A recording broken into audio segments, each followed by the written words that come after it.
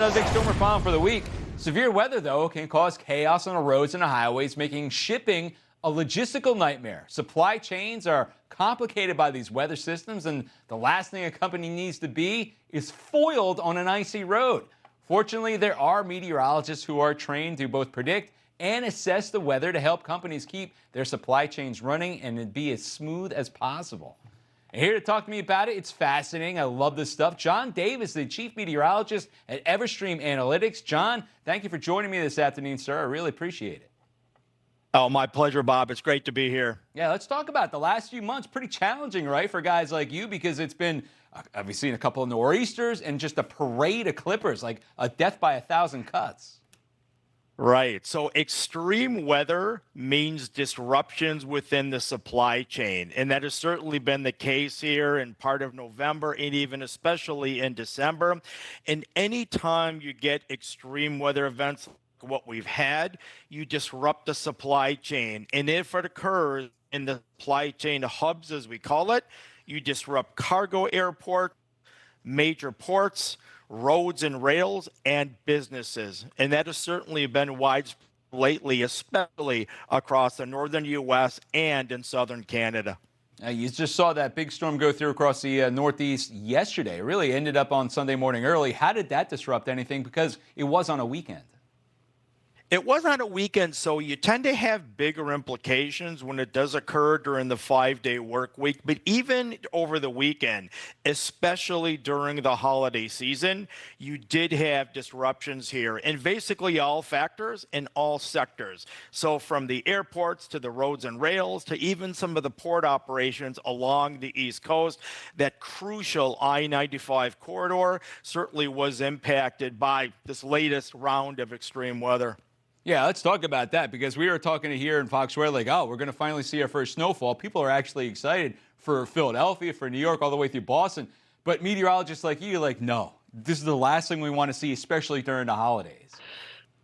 Yeah, that's not a good thing in the supply chain world to have extreme weather events, because it begins to delay products, it begins to delay movement of commerce, not only in the nation, but also on a global basis here overall. And again, this is a really critical time getting ready for the holiday season, when already we're seeing very intense pressure to get overall supply chains and things delivered to people's homes and into stores here in the U.S. and also around the world. Yeah, Jon, we're looking at this week, for example, now we've got what's most likely going to be a heavy rainmaker and a lot of wind. Is a storm for this week that's going to start out there Pacific Northwest on Tuesday, end up on the East Coast by Friday.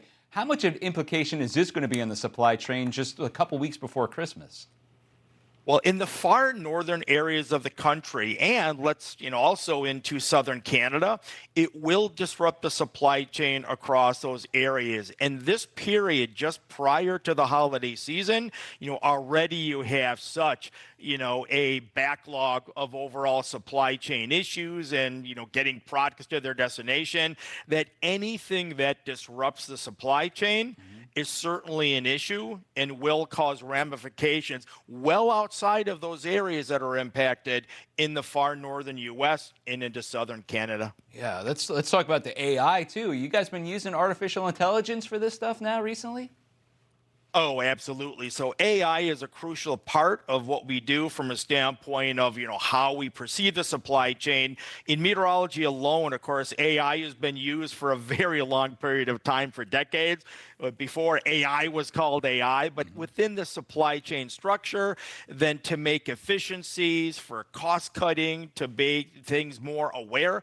Overall, AI is a crucial portion of the business here for our customers that use Everstream, out there overall. So it's become an inherent part day to day of what we do. It's pretty amazing. And you're an applied meteorologist, which to me is fascinating as well. I mean, I got out of school with a meteorology degree and I had no idea what the hell I was going to do with it. But you, sir, are killing it. How much do you love this job?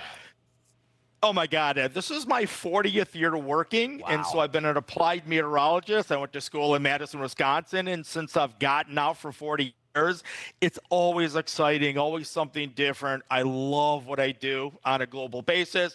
And it's a fascinating, to be able to take weather and climate information and to apply that to things. In this case, in the supply chain, is a huge world out there, from a global standpoint. Yeah, I mean, you can see when you actually predict it and people listen to you and it turns out to be the best ever. It's the best feeling ever. And my other question is, what's your favorite season to predict for? Is it this time of year with all the holiday shipping going on?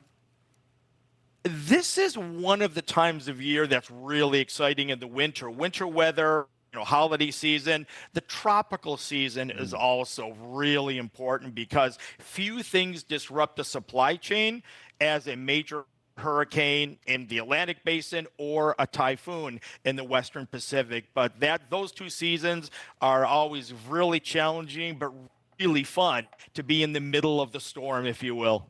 Yeah, I bet. I mean, John, I love coming in a day to day, and it's always different. For you, you've got a lot of moving parts right there. Jon Davis, Chief Meteorologist at Everstream Analytics. Thank you, John. I appreciate talking to you. Hope to talk to you again sometime.